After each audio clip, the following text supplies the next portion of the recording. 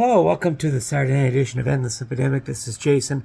I would like to give my personal regards and personal thanks to Danny DeVito, who filled in for me while I was away. But I am back as my usual self again, and I am here to talk about a particular subject that I've already crossed once, but I thought it would come back again because there's been some situations in my life where I've come in where I've thought about this. And so that particular subject is, how do you handle dealing with somebody who you find incredibly beautiful and attractive and at the same time not droop to simp levels? And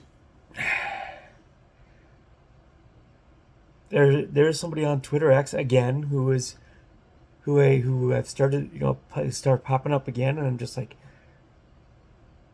yeah, she lives 1,000 miles away, but man, she is fine as fine can be. And how do you handle keeping out of the simp zone and moving forward with life as it's planned? And I think with a lot of things in life in general, you get your most success when you're just consistent and not allowing something like that to knock you off of track. And discipline, a lot of times with these things, is the best thing that can handle. I don't slide into her DMs. I will maybe link to her post. We share a fandom for the same baseball team, so that's usually a pretty good place to start. In fact, that's where it all started to begin with. Is the fact that we are fans of the same baseball team, and being disciplined enough to stick with that, in terms of any communications or any tagging or things like that on Twitter X, is probably, it served me very well over the years. And I will say right now that is the best way. And whatever it takes for you to develop that, go for it. It's not easy. It never is, because especially when emotions and things like that get involved, it's pretty difficult to stay on track unless you have a formula in my particular case, where I have stayed on track and I now inflexibly, instinctively, reflexively react in a way that is consistent with my personal values right now, which involve being happy and content with what I actually have, and not necessarily pushing for something like that. And by keeping content with what you presently have, it really does reduce the temptation, if not eliminate it outright, to push for something that isn't necessarily there. And so this is a perfect example. Beautiful woman, gal. I mean, it's like, but at the same time, I have been telling myself and behaving in a way where I am content with what I have in my life. And I don't have to pursue or have anything else out there. And once you get into that kind of mentality, Biblical gets talked about a lot. It's also a concept of Buddhism that's called, basically it's called Zen, where you are just at peace and content with whatever you have.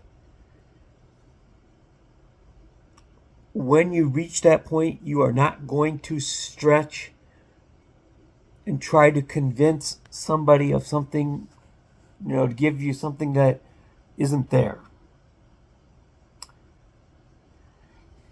And that, my friends, is really the secret to jumping off the simp wagon and helping men as a whole end the Simpademic. I recently saw a TikTok lately from girls who said that being a simp is sexy and hot. You know, it's so attractive. And I'm like, no, it's not. You are just opening yourself up to be a target for ridicule, a target to be used, to have your resources drained, and to be taken for a ride, losing your time, your money, your energy towards something for somebody who clearly doesn't respect you. And being content with your life and what you have is the cure. Would I think this Texas lady would be phenomenal? Yeah, she would be. And by the way, if you're watching this, Marta, it's not you. You know, we have a connection based on political similarities. So, again, because I'm content with what I have in my life and with the life that I presently have, I am not in want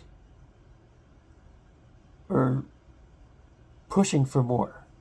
And I'm content to allow my God to, if He wants to bless me with that incredible opportunity, that'd be awesome. But at the same time, I've learned how to be content with where I'm at present. If that means I live the rest of my life by myself, that's cool. Because I have a good life. I don't have a whole lot of the creature comforts or money. Although, like I said before, for somebody who has been in your ICU and had to get out of a near-fatal brain injury, I gotta like what I have. I really do. I have a pretty good place in a quiet town. A lot of space for somebody who lives by himself. And not really wanting for food. Although I like to splurge and kind of treat myself every once in a while.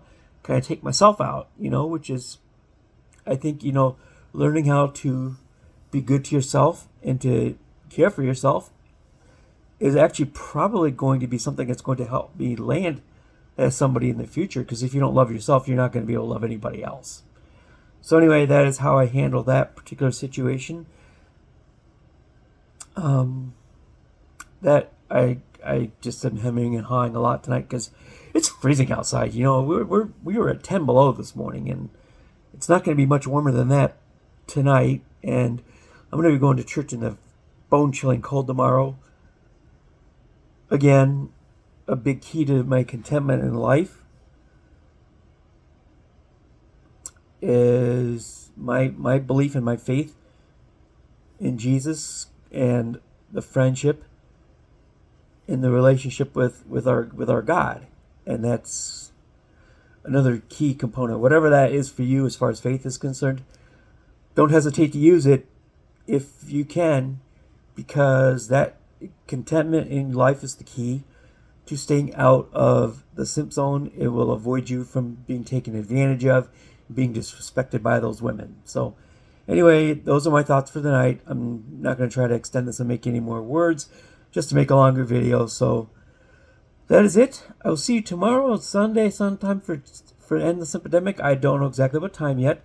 Got a lot of football on tomorrow. Going to enjoy myself, kick back, and have a good Sunday. So anyway, peace out, y'all, and don't do anything stupid.